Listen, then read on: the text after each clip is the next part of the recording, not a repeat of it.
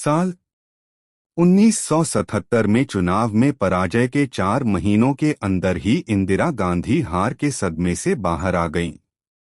जनता सरकार को जबरदस्त अवसर मिलने के बावजूद उन्होंने इसे गंवाने में कोई कसर नहीं छोड़ी। मोरारजी देसाई, जगजीवन राम और चरण सिंह तीनों इस सरकार को अलग अलग दिशा में ले जाने में जुट गए और उन्होंने थाली में परोसकर इंदिरा गांधी को वापसी करने का मौका दे दिया। इंदिरा गांधी को सियासी वापसी का पहला मौका मिला जब मई 1977 में बिहार के पटना जिला से 70 किलोमीटर दूर के एक गांव बेलछी में ऊंची जाति के जमींदारों ने 10 से अधिक दलित लोगों की हत्या कर दी।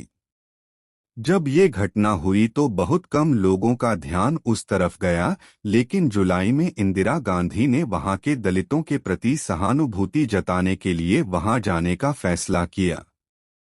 हाल में प्रकाशित पुस्तक हाउ प्राइम मिनिस्टर्स डिसाइड की लेखिका नीरजा चौधरी बताती हैं, उस समय पूरे बिहार में भारी वर्षा हो रही थी। बेलछी के पूरे रास्ते में कीचड़ ही कीचड़ और बाढ़ का पानी फैला हुआ था। आधे रास्ते में ही इंदिरा को अपना वाहन छोड़ना पड़ा, लेकिन उन्होंने अपनी यात्रा रोकी नहीं। वो हाथी पर सवार होकर बाढ़ से घिरे गांव बेलछी पहुंची।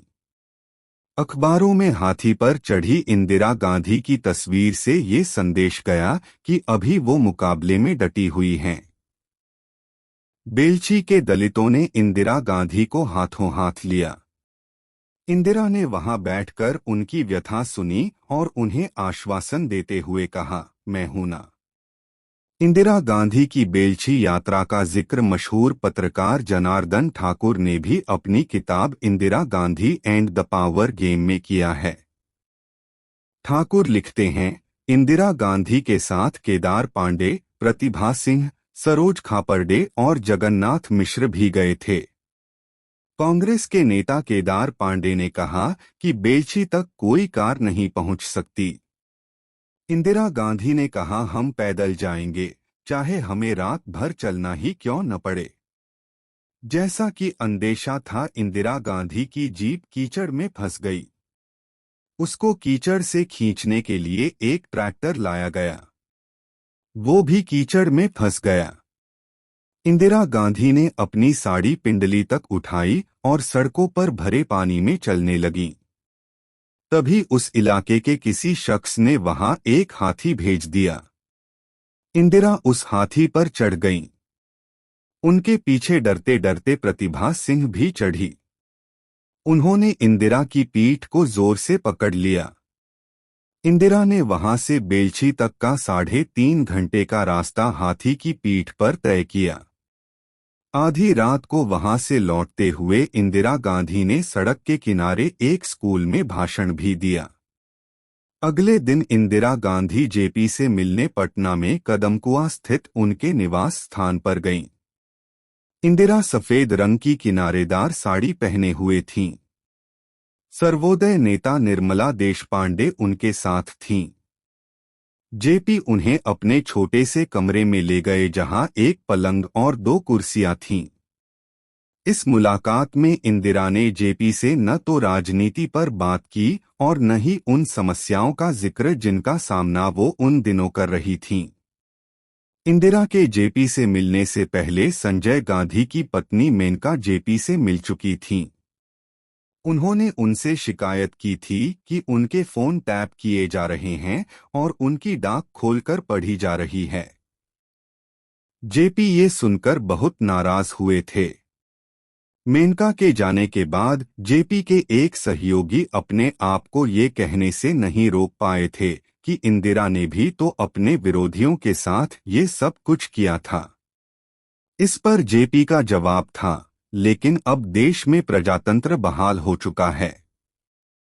इंदिरा से जेपी की मुलाकात 50 मिनट तक चली। नीरजा चौधरी बताती हैं, जेपी सीढ़ियों तक इंदिरा गांधी को छोड़ने आए। जब बाहर खड़े पत्रकारों ने उनसे पूछा कि आपने क्या बातचीत की तो इंदिरा ने मुस्कराते हुए जवाब दिया कि ये एक निजी मुलाकात थी। जब पत्रकार जेपी के पास उनकी टिप्पणी लेने पहुंचे तो उन्होंने कहा, मैंने इंदिरा से कहा कि जितना तुम्हारा भूतकाल उज्जवल रहा है उतना ही तुम्हारा भविष्य भी उज्जवल हो। जैसे ही ये खबर बाहर गई तो जनता पार्टी के कई नेता असहज हो गए। कुलदीप नैयर ने नाराज होकर जेपी के सहयोगी कुमार प्रशांत से पूछा, जेपी ने इंदिरा के बारे में ऐसा कैसे कहा? उनका भूतकाल तो एक काला अध्याय था, उज्जवल तो कतई नहीं था।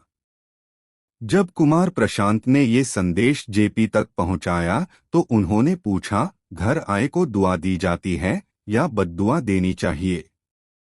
नीरजा चौधरी कहती हैं, जेपी की इस टिप्पणी को इस संदर्भ में भी देखा जाना चाहिए कि तब तक जेपी का जनता पार्टी के नेताओं से मोहभंग हो चुका था और वो इंदिरा गांधी से ज्यादा उनसे नाराज थे।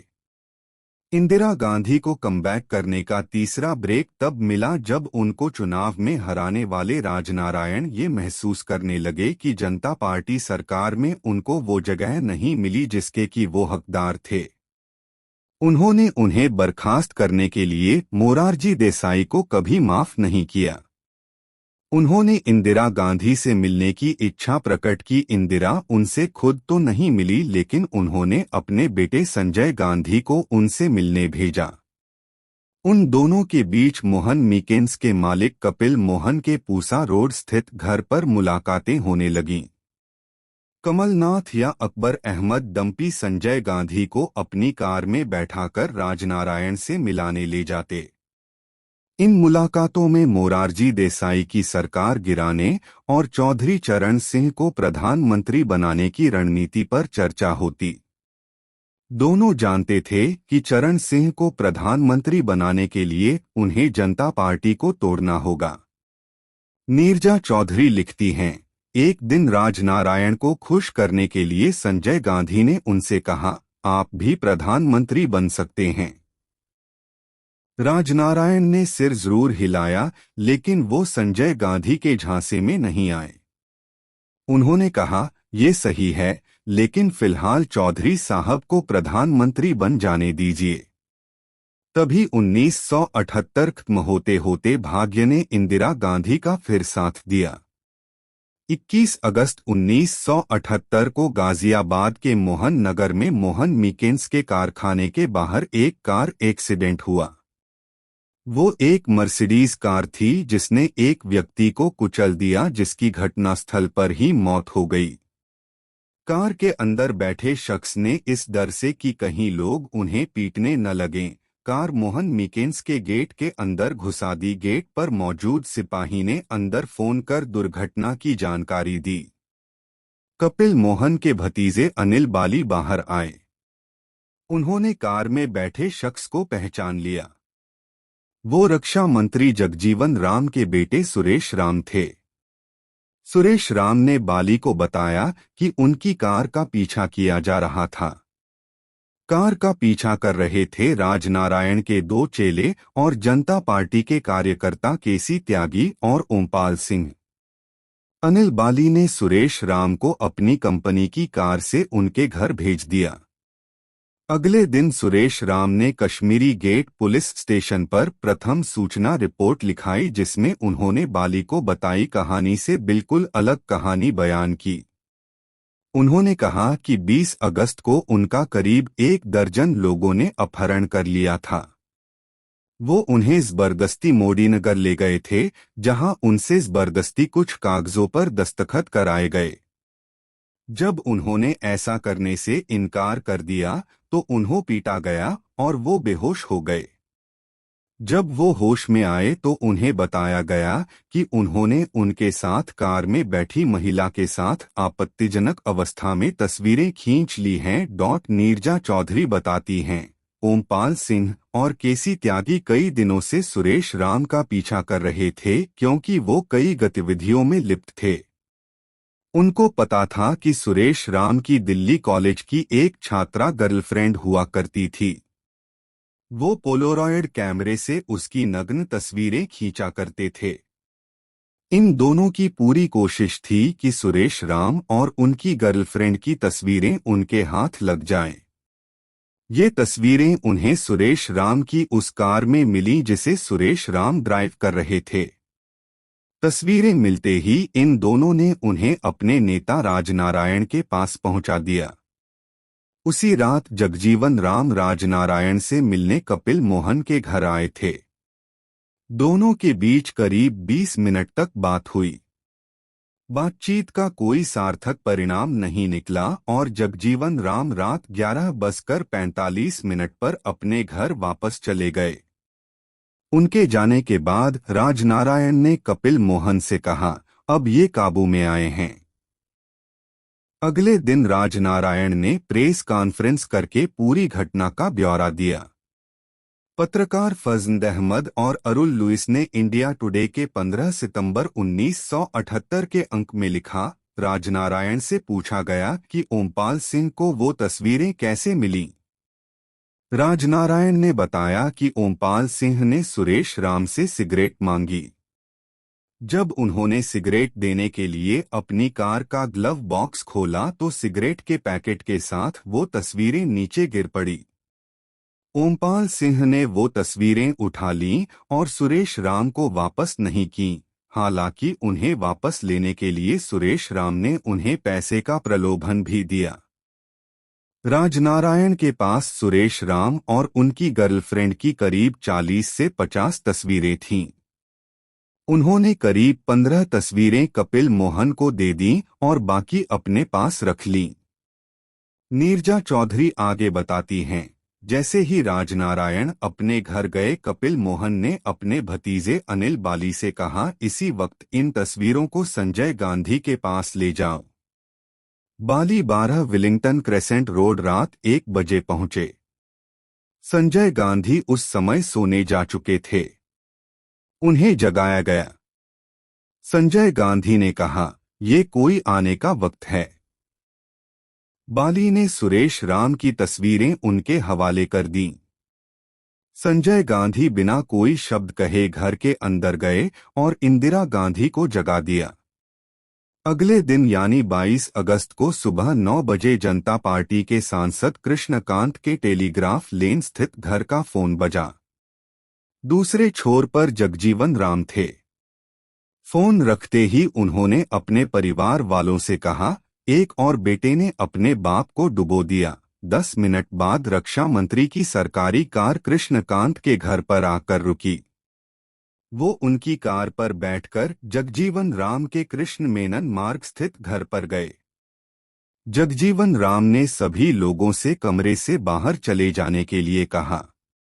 नीरजा चौधरी लिखती हैं, जब वो कमरे में अकेले रह गए, जगजीवन राम अपनी जगह से उठे और उन्होंने अपनी टोपी कृष्णकांत के पैरों पर रखते हुए कहा, अब मेरी इज्जत आपके हाथों में है। कृष्णकांत ने मीडिया में अपने संपर्कों के जरिए जगजीवन राम की मदद करने की कोशिश की। इंडियन एक्सप्रेस के पहले पन्ने पर सईद नकवी का एक लेख छपा जिसमें सुरेश राम के प्रति सहानुभूति दिखाई गई थी। भारत के हर अखबार ने इस खबर पर चुप्पी साध ली, लेकिन संजय गांधी की पत्नी मेनका गांधी ने अपनी पत्रिका सूर्या में 46 वर्षीय सुरेश राम और उनकी गर्लफ्रेंड की उन तस्वीरों को छापा। उस रिपोर्ट का शीर्षक था रियल स्टोरी। सूर्या का वो अंक ब्लैक में बिका और जगजीवन राम की भारत का प्रधानमंत्री बनने की ख्वाहिश हमेशा के लिए समाप्त हो गई। मशहूर लेखक खुशवंत सिंह ने भी इस घटना का जिक्र करते हुए अपनी आत्मकथा ट्रुथ, लव एंड लिटिल मिलिस में लिखा है कि एक दोपहर मेरी मेज पर एक पैकेट आया जिसमें जगजीवन राम के बेटे सुरेश राम और कॉलेज में पढ़ने वाली एक लड़की की अंतरंग तस्वीरें थीं। खुशवंत सिंह लिखते हैं, उसी शाम मेरे पास एक शख्स आया जो जगजीवन राम के दूत होने का दावा करता था। उसने कहा कि अगर वो तस्वीरें नेशनल हेरल्ड और सूर्या में न छापी जाएं, तो बाबूजी मोरारजी देसाई का साथ छोड़ इंदिरा गांधी की तरफ आ सकते हैं। मैं उन तस्वीरों को लेकर इंदिरा गांधी के पास गया। खुशवंत ने लिखा, जब मैंने जगजीवन राम की तरफ से आई पेशकश का जिक्र किया तो इंदिरा गांधी ने कहा, मेरा उस शख्स पर रत्ती भर भी विश्वास नहीं है। जगजीवन राम ने किसी और शख्स से ज्यादा मुझे और मेरे परिवार को नुकसान पहुंचाया है। उनको कहलवा दीजिए कि पहले उन्हें अपना पाला बदलना होगा, तभी मैं मेनका से उन तस्वीरों को न छापने के लिए कहूंगी। सूर्या और नेशनल हेरल्ड दोनों ने खास जगहों पर काली पट्टी खींचते हुए वो सारी तस्वीरें छापीं।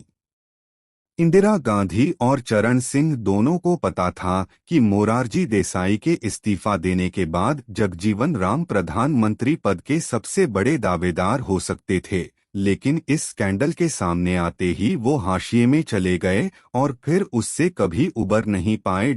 इंदिरा गांधी की सदन की अवमानना करने के आरोप में लोकसभा सदस्यता छीन ली गई और उन्हें सदन के सत्र तक तिहाड़ जेल भेज दिया गया। तिहाड़ जेल से ही उन्होंने चरण सिंह के जन्मदिन 23 दिसंबर को उनके लिए फूलों का गुलदस्ता भिजवाया। 27 दिसंबर को उन्हें जेल से रिहा कर दिया गया। रिहा होते समय तिहाड़ जेल के अधिकारियों और सिपाहियों ने उन्हें सम्मानपूर्वक सैल्यूट किया। उसी दिन चरण सिंह के बेटे अजीत सिंह के यहां अमेरिका में बेटा पैदा हुआ जयंत।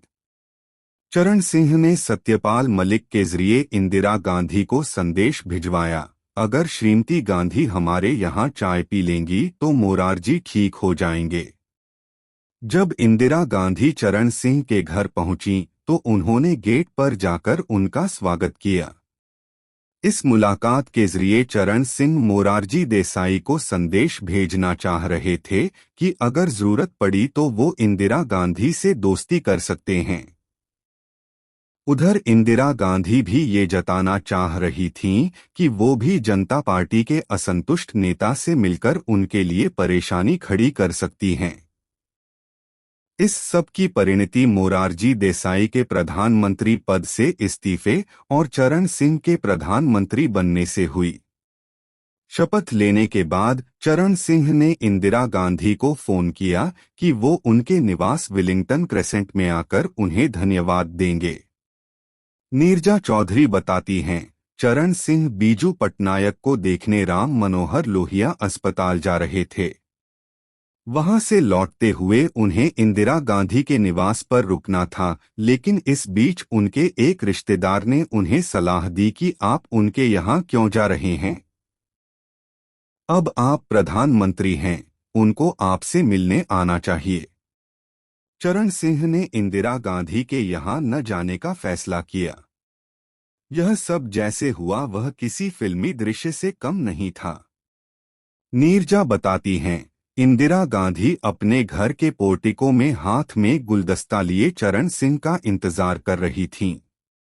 उस समय सत्यपाल मलिक भी इंदिरा गांधी के निवास पर मौजूद थे। वहां पर करीब 25 कांग्रेसी नेता चरण सिंह का इंतजार कर रहे थे। इंदिरा की आंखों के सामने चरण सिंह की कारों का काफिला उनके घर में घुसने के बजाय उनके घर के सामने से गुजर गया। इंदिरा गांधी का चेहरा गुस्से से लाल हो गया। मौके पर मौजूद लोगों ने देखा कि उन्होंने गुलदस्ते को जमीन पर फेंका और घर के अंदर चली गईं। सत्यपाल मलिक ने कहा, मुझे उसी समय लग गया कि चरण सिंह की सरकार अब कुछ ही दिनों की मेहमान है। बाद में चरण सिंह ने अपनी गलती सुधारने की कोशिश की, लेकिन इंदिरा ने उन्हें संदेश भिजवा दिया, अब नहीं। चरण सिंह के प्रधानमंत्री बनने के 22 दिनों बाद इंदिरा गांधी ने उनकी सरकार से अपना समर्थन वापस ले लिया और चौधरी चरण सिंह की सरकार गिर गई।